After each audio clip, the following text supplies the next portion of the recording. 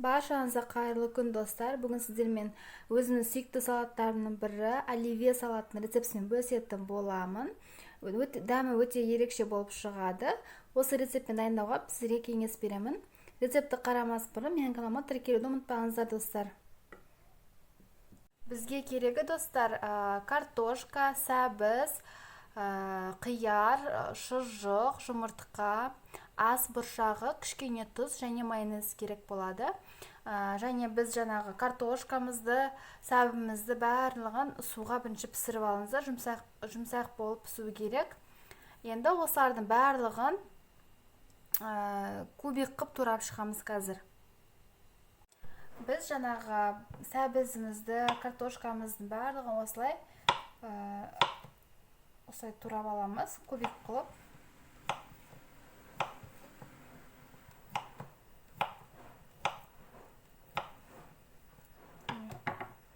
Осылай кубик қылып турап алыңыздар. Барлығын осылай турап шығамыз.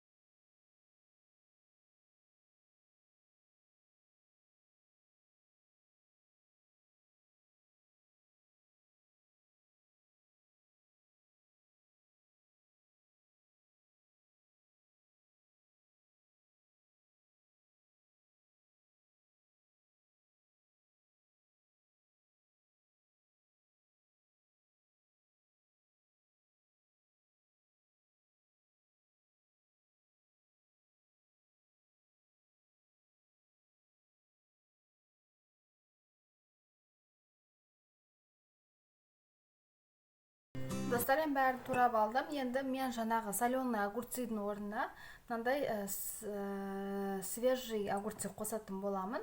Кішкене қосамын. Бірақ енді өздеріңіз қалауларыңыз бойынша қазір жаз мезгілі болғанда осындай огурцы қосамын мен салатыма қазір. Көп қоспаймын, кішкене қосып жіберемін. Ерекше бір дәм беруі үшін. Және де сіздерге соленый огурцымен ұнаса, онда соленый огурцы қосып істей бересіздер. Басқаларына қарағанда жаңа қиярды кішкене мынандай кішірек қып тураңыздар. Кішірек кубиктарға тураңыздар. Сонда әдемі болып шығады. Оливье салаты өзімнің сүйікті салаттарымның бірі. Міне достар, мен барлығын осылай турап алдым.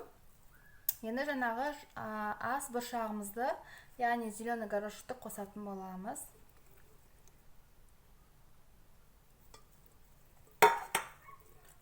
Және кішкене тұз қосамын.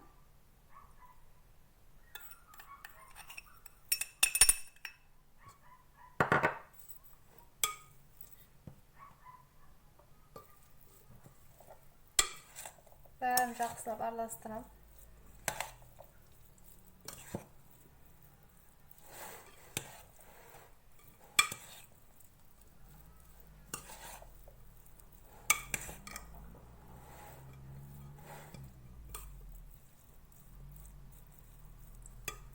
Заправкасына мен майонез қосамын қазір.